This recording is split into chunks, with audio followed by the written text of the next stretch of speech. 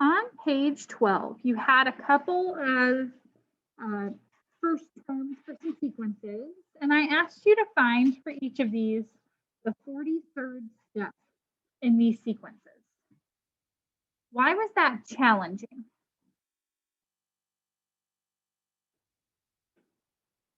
Or was it challenging?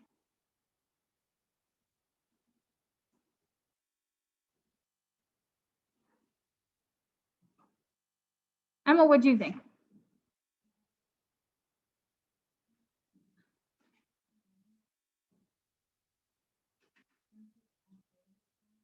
Yeah, we're adding 4 every time, so that's not a difficult thing to do. But how many times did you have to add 4? A whole bunch, right? To take this out to the 43rd step, even if you went through the trouble of writing a little recursive formula for this, you still have to add 4, add 4, add 4, add 4, add 4, add 4, add 4, add 4, and keep doing that until you get to that 43rd step. Kind of time consuming, right? Even though the operation itself isn't difficult, it takes a lot of time because I can't just skip straight to the 43rd step in order to get how many, I think these were supposed to be flowers. In order to get how many flowers I have in the 43rd step, I need to know step 42. And in order to get step 42, I have to know step 41 and so on and so on. So I had to actually figure out how many were in every other step leading up to 43 before I could get 43. And same thing with number 2. And I believe for number 2, we had looked at this pattern earlier last week. I don't even think that you were adding the same thing each time here. So you had to figure out how many to add for the next term, find the next term, and then figure out how many to add again, and then add it to get the term after, and so on and so on. So while your actual computations probably weren't very difficult for page 12, it was time-consuming work. It took you a while. So what we're going to look at today is a better way that we could approach problems like 1 and 2 on page 12. So last week we looked at what were called recursive formulas, this idea that I could write a formula to describe a sequence based on what I do to get the next term in the sequence. So for this guy where we're adding 4, that would have been something like a sub n equals a sub n minus 1 plus 4. I take the previous term and I add 4. What we're going to look at today is how I can write a formula for this sequence where I don't have to base it on the previous term. It'd be really nice for those problems where I want a term way far down the line in the sequence. So on the next page, we're going to take a look at something called explicit formulas. That's what these things are, explicit formulas. An explicit formula for a sequence is a formula where if I want the 43rd term, I just plug 43 into the formula. It's really similar to the linear function that we talked about last semester. So if I have the function y equals 2x plus 1, and I want to know what's y when x is 17, I just plug 17 in for x. So that's the idea that we're going to use here. We're going to write some sort of formula where if I want the 43rd step in the sequence, I just plug 43 into that formula. So as a refresher, we did this again last semester with our linear function. Let's write a linear function for a line that has a slope of 2 and contains that point, 1, 3. So since I have slope and a point, I'm going to write point slope form. So this would look like y equals, our slope is 2, times x minus 1 plus 3. Point slope form from last semester. I've got my point and my slope. So now if I want to find a value for y for a given value of x, we just have to plug that value in for x. So if I want to find f of 43, I plug in 43 for x. F of 100, I plug in 100 for x. So this would be y equals 2 times 43 minus 1 plus 3. And then y equals 2 times 100 minus 1 plus 3. And again, we looked at problems like this last semester. Now, as you're simplifying these, you can use a calculator if you'd like. Remember to follow order of operations. So if you just start plugging this into your standard cell phone calculator, you're going to have a problem. Remember, you need to use order of operations inside those parentheses first. So 43 minus 1 would be 42. 42 times 2 would be 84. 84 plus 3 would be 87. And then down here, 100 minus 1 would be 99. 2 times 99 would be 198. 198 plus 3 would be 201.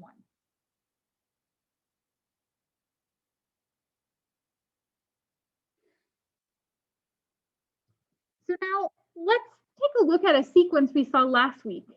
We're going to do the same thing. We're going to write a formula for the sequence that we can use the same way we use this linear formula.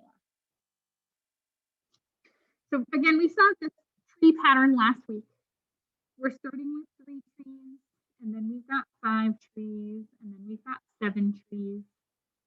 What am I doing each time? Adding 2. We're adding 2 trees each time. So what type of sequence would this be? Arithmetic or geometric? Arithmetic. Yep, we're adding, so it's arithmetic. So an arithmetic sequence, we can write much the same way we would write a linear formula. So that's what we're going to do here. Our common difference is 2. So as I go to write this, a sub n equals, now if we were writing a recursive formula, like last time, this would be a sub n equals a sub n minus 1 plus 2. That's what I do each time. But I don't want it to depend on the previous term. So I'm going to use my common difference the same way we used our slope in our point slope formula. So 2 times n, and then I need to use one of these steps in my sequence, sort of like an ordered pair. So I'm going to take here, I've got the first, second, and third terms of my sequence. I'm going to take the first term of my sequence and sort of plug it into those ordered pair spots. So n minus 1, since it's the first term of my sequence, plus 3, since that's the term. So our common difference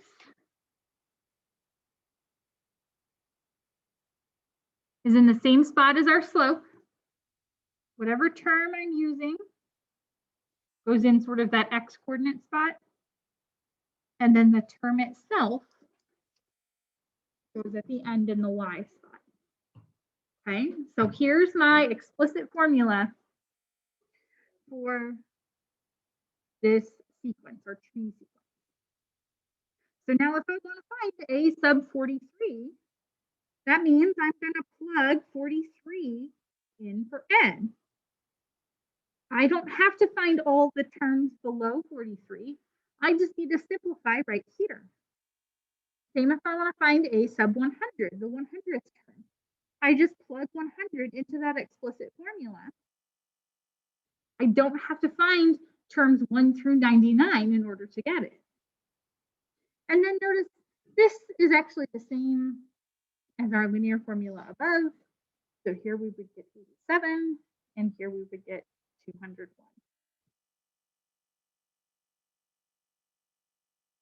Questions for me so far?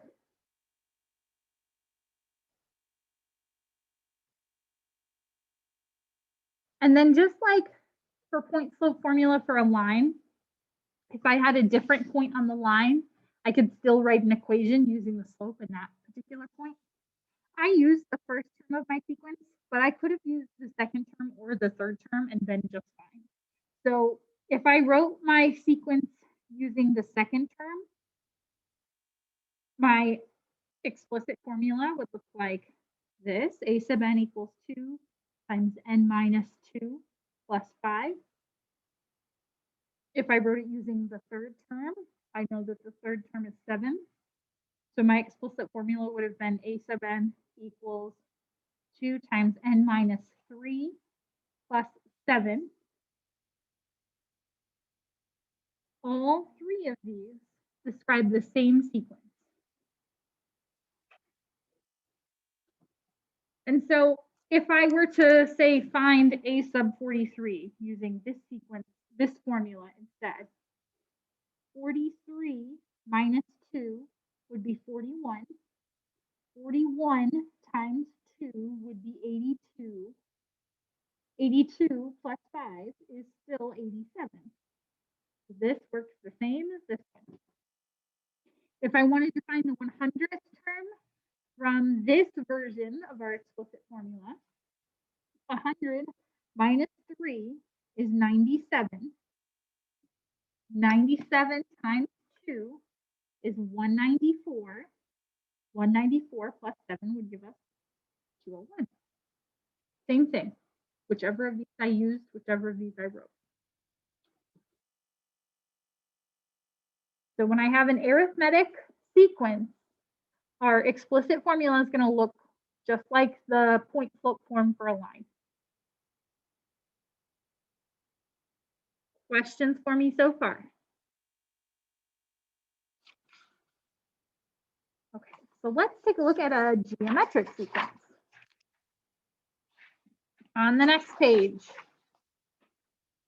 I have a new pattern, a new sequence to look at. We're keeping track of here the number of little blocks, cubes that it takes to build my figure. So the first term, my first picture uses 1 block. My second picture uses 3 blocks. My third picture, this is 3 by 3, that would be 9 blocks. My fourth picture, I've taken my 3 by 3 and I've done it 3 deep.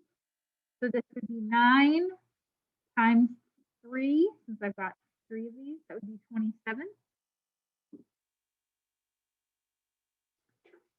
So what am I doing each time here to get to that next term?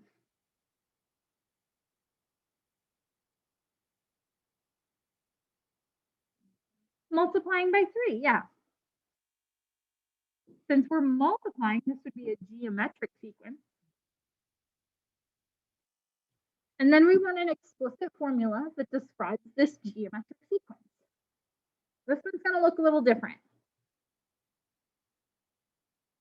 A sub n still equals, I'm going to use our first term here. Our first term was 1.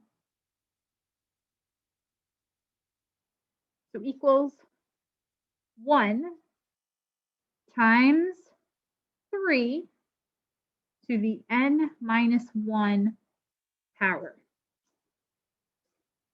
Let me point out where all these things are coming from. The actual number in my sequence goes in front. Then that common ratio,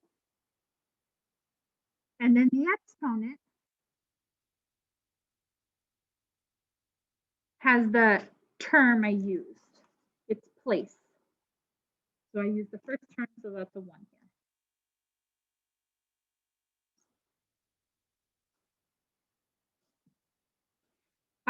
This is what we call an exponential formula. I want the thing I'm multiplying by to have an exponent, because what I'm keeping track of here is how many times I'm going to have to multiply by 3 to get the term that I want. So I know we talked about linear functions last semester. We're going to see exponential functions a little bit later this semester, and then we'll see them again in more detail in Algebra 2. But that's what we've set up here, is an exponential function. It works the same way as our other explicit formula did. So if I want to know how many cubes would be in the 7th step, I'm just going to plug 7 in for n. So this would be 1 times 3 to the 7 minus 1. Again, if you type this in your calculator, make sure that you are careful with your order of operations. So this would be 1. This would be exponents first. This would be 6. So 3 to the 6th times 1. That would be 729.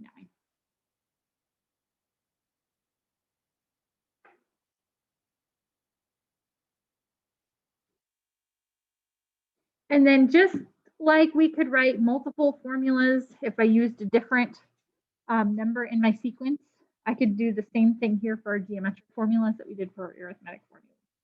So let's say I wanted to use the second term, which is 3. Then my explicit formula would look like a sub n equals 3 times 3 to the n minus 2. If I wanted to use the fourth term, that's 27. So this would be a sub n equals 27 times 3 to the n minus 4.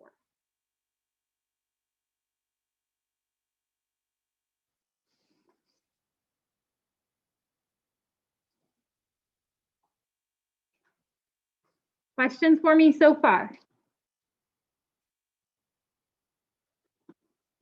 Okay, so I want to do some more practice with these explicit formulas.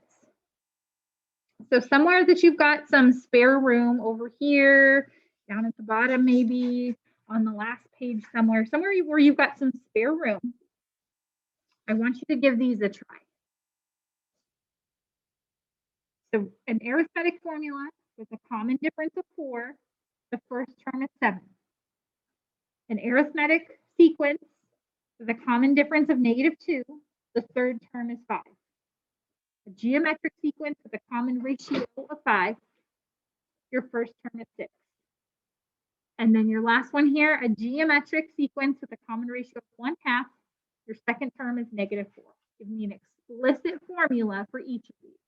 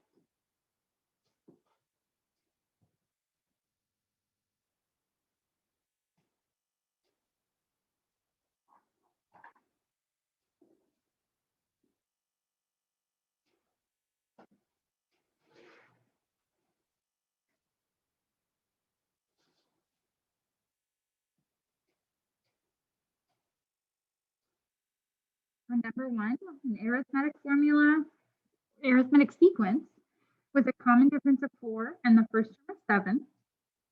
My explicit formula would look like a sub n equals 4 times n minus 1 plus 7. For number 2, arithmetic sequence, common difference of -2. My third term is 5. This would be a sub n equals -2 times n minus 3 plus 5. Questions on either of those first two? Okay, let's look at the geometric ones now. Geometric sequence with a common ratio of 5. We also called this growth factor last week, means the same thing. And my first term is 6.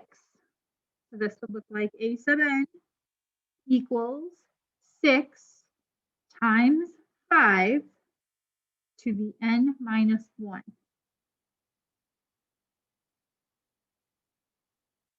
Then for number 4, I want a geometric sequence with a common ratio of a half. My second term is negative 4.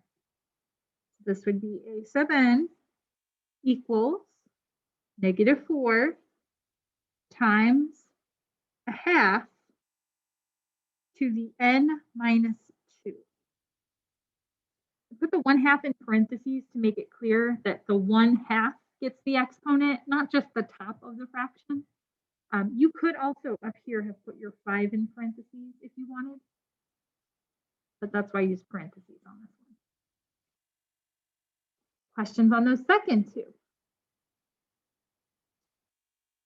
Okay, now I want you to try 5 and 6 for me. I've given you the first few terms of a sequence. I want you to write an explicit formula for me.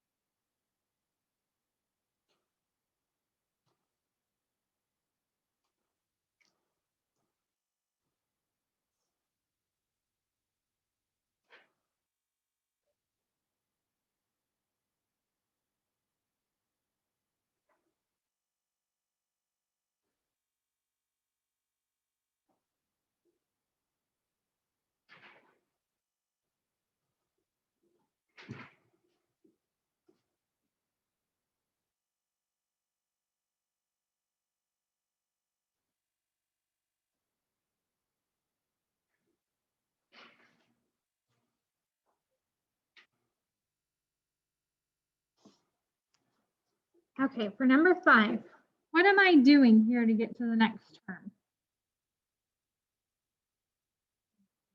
I'm multiplying by 2 each time. That means this is what kind of sequence? Geometric. So geometric with a common ratio or a growth factor of 2. And then I'm going to use the first term here, but you could have written this using any of the terms in the sequence. So our explicit formula would be a sub n equals 4 times 2 to the n minus 1. If you wanted to use the second term, then this would be an 8 and this would be a 2. If you wanted to use the third term, then this would be a 16 and this would be a 3.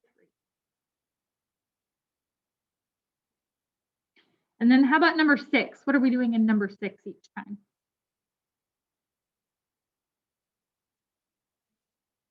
We're doing what? Yeah, we're subtracting 3 each time. So what type of sequence would this be? Arithmetic, yeah. So that means this is going to look like point slope form. I'm going to use that first term again, which is 92. So this would be, for my explicit formula, a sub n equals negative 3 times the n minus 1 plus 92. If you wanted to write this based on the second term instead, this would be a 2 and this would be an 89. If you wanted to use that fourth term, this would be a 4 and this would be an 83. Questions for me on either of those? Okay, so the arithmetic ones, I think are not too bad because we've seen point slope form before. We're accustomed to that. We've seen that before. This is sort of a review of that stuff that we talked about first semester.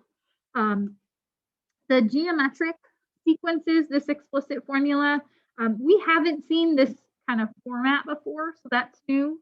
So that'll take a little getting used to. And then because this format is new, where I'm putting in these numbers for the 1, for the 4, that common ratio, it's going to take a little getting used to. Practice will be your friend here. So back in our, well, you guys were already in your packets, but back to our notes. Here we are, we were on page 14. So on the next page, page 15 has your homework problems. For number 1, you are given the first term of a sequence, and then you're given that recursive formula, right, to find the next few terms. So find the first few terms of your sequence. Tell me what type of sequence it is, arithmetic or geometric, and then give me an explicit formula for that sequence. That's the new thing that we did today. Number 2 is like what we just did with those last couple of practice problems. You have the first few terms of a sequence. Tell me what type of sequence it is, and then give me that explicit formula. Explicit formulas every time I ask you for today.